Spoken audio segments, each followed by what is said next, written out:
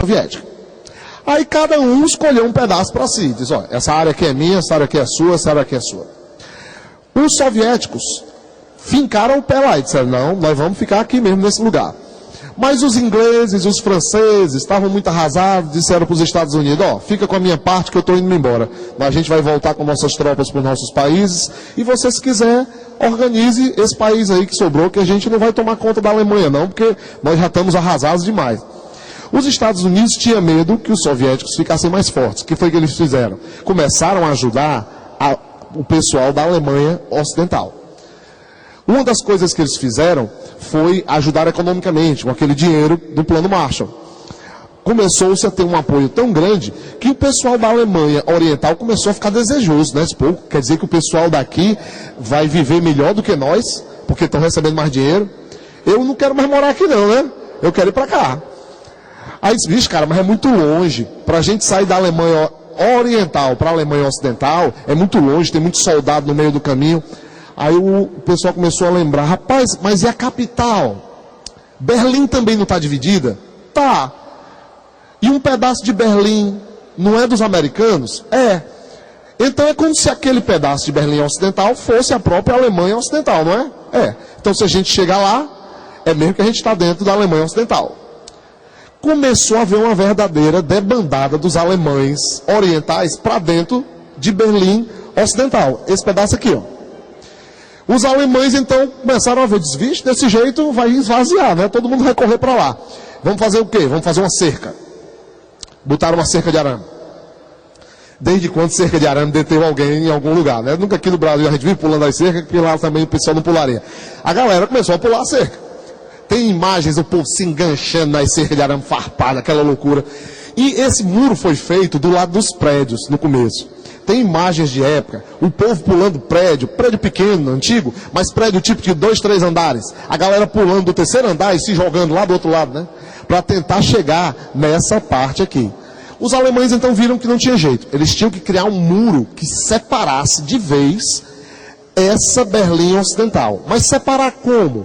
O muro foi todo em torno da parte ocidental da cidade. Então ele fechou isso aqui, ó. Ele fechou a cidade, isolou. Eles isolaram ela como se botasse um muro em torno, simplesmente, de um bairro. Aí fechou o bairro, pronto. Ninguém mais entra lá. Nem ninguém de lá sai mais. Eles só podiam sair de Berlim Ocidental de avião. Aí eles vinham direto para cá. O avião vinha, ia e vinha, ia e vinha. Mas o cara andando a pé para ir para outra Berlim, ele não podia. Então, por anos, ficaram divididos. Falar assim, eu acho que não dá para a gente compreender a dimensão da coisa. Isso aconteceu dentro de uma cidade, pessoal. Imagine isso acontecendo em Fortaleza, que você tem seus parentes, você vive de um lado da cidade, e os teus parentes moram do outro lado da cidade. De noite o muro começou a ser construído, de manhã ele já estava em pé. Significa que tios, primos, talvez até sua mãe, que estivesse no outro lado da cidade, separou-se de você praticamente por uns 40 anos. Nunca mais ninguém se viu. A ideia era simplesmente essa: você acordou hoje e viu o muro, e o cara disse, você não pode mais passar. Significa que sua mãe pode ter morrido e você nunca mais tem encontrado com ela. Você pode ter tido irmãos que tiveram filhos e você nunca mais viu essas pessoas. Vão se passar anos sem que ninguém tenha contato. Ele vai estar construído somente na década de 60, mais ou menos. Ele está completamente pronto. E só em 89 ele vai estar sendo derrubado. Quer dizer, vão passar anos com esse muro na vigência. A população, imagina aqui, você vê, ó, isso aqui dessa foto era absolutamente proibido. Isso foi na época, foi no dia da derrubada. Quem subisse no muro era alvejado. Morreram várias pessoas porque existiam snipers, quer dizer, aqueles atiradores de elite, só para matar quem tentava subir no muro. Certo? Mas a população alemã mesmo chegou a um acordo na época dos dois países e o muro foi derrubado. O ponto do muro ser derrubado, então, não é a ideia de que as duas Berlins somente vão se unir. É que esse muro simbolizava o mundo dividido entre socialismo e capitalismo. Quando o muro cai, o que todo mundo começa a perceber? Cadê a União Soviética? Não vem não? Não vem construir o muro de novo não? Não vem botar o muro em pé outra vez? Esses caras estão fracos mesmo, né? Eles começam a pensar, esse pessoal está fraco. Logo, de 89 para 91, a União Soviética vai se desfazer e acaba a Guerra Fria. Quem vai ser o principal, digamos, precursor disso vai ser um dos governantes da União Soviética, chamado Mikhail Gorbachev. Esse cara, ele vai ao poder e ele cria duas formas de reformas, duas reformas na realidade, política e outra econômica, que vão, de certa forma, começar a acabar com a União Soviética. Ele diz, inclusive em entrevistas, que não era esse o objetivo dele. Ele não queria acabar com o país, não. Não queria que ele se desmantelasse. Ele queria melhorar a situação. Mas o tiro saiu pela culatra. A União Soviética se desfaz. Essa glasnost e essa perestroika são as reformas dele. Nomezinho esquisito, porque são em russo, né? Glasnost era a reforma política. Ele queria deixar a União Soviética com partidos políticos multipolaridade, né? Aquela ideia de muitos partidos. E a perestroika era uma reforma econômica. Isso terminou não dando certo como ele queria e a União Soviética se desfaz. Ela chega ao fim e acaba a chamada ordem bipolar, acaba a Guerra Fria.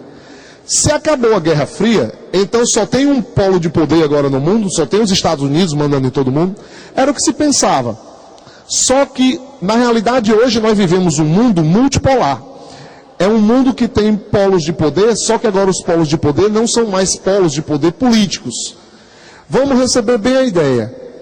O que você tinha nos Estados Unidos e na União Soviética para eles serem polos de poder? Armas. Armas nucleares, poder bélico. Se mandava no mundo durante a Guerra Fria quem tinha mais armas, quem tinha mais poder bélico. Quem manda no mundo hoje é quem tem mais dinheiro, quem tem mais poder econômico. A Rússia não está precisando necessariamente jogar bomba em ninguém para fazer o que ela quer. O que ela precisa? Os europeus chegam e dizem para o pessoal da Rússia, olha, saiam da Ucrânia porque nós vamos fazer um embargo econômico. Aí o que foi que o presidente respondeu? Eu digo, não, faça isso não, porque a gente vive num mundo globalizado. E se você fizer um embargo econômico, eu não vou poder mais vender gás para vocês. E vocês vão tudo morrer de frio, né? Porque todo o gás praticamente que os europeus consomem, que faz eles ficarem quentes no inverno deles, vem da Rússia. Então hoje os russos não precisam necessariamente mais levantar as bombas para jogar em ninguém. Eles dominam economicamente. A China nos domina economicamente. Os Estados Unidos continuam dominando economicamente. Certo? Então você hoje tem muitos polos de poder. A própria Europa voltou a ser um polo de poder. O Japão é um polo de poder ainda, certo? Ele influencia, a China influencia. Então é a nova guerra, né? A nova ordem mundial. Nesse período vão surgir guerras minoritárias também. Guerras étnicas, nacionalistas, mas é um assunto aí para a gente ver em outro momento. Só para que você possa ter ideia, né? Esse é o mapa dos conflitos, né, em 2012. Os desenhozinhos estão mostrando que hoje nós temos conflitos bem diferentes. Narcotráfico, conflitos por questões de drogas, conflitos por questão de água. Já imaginou? As pessoas estão brigando por água e vão brigar mais ainda. Tem algumas pessoas que concordam, alguns analistas, que o século XXI vai diminuir cada vez mais as guerras por petróleo e vão aumentar cada vez mais as guerras por água. Nós aqui no Brasil temos 12% de toda a água potável do planeta. 12% só no Brasil, certo? Quer dizer, é uma coisa assim fora do normal para você ter num país só. Tem gente por aí que simplesmente não consegue ter água potável para suas condições diárias. Ah, professor, isso acontece, por exemplo, no sertão.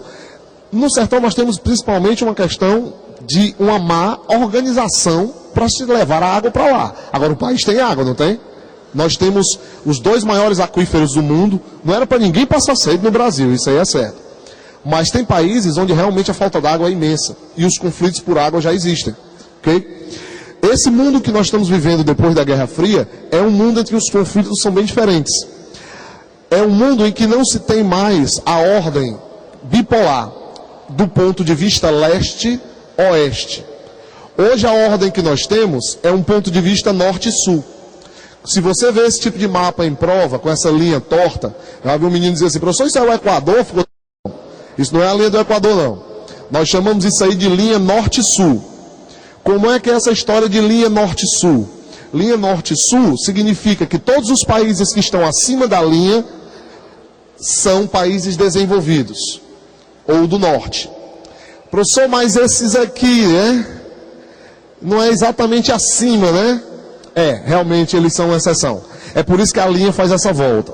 Mas vamos dizer, todos os que estão deste lado da linha são desenvolvidos, e todos os que ficam normalmente ao sul da linha são subdesenvolvidos. É a ideia dos países ricos e pobres do mundo.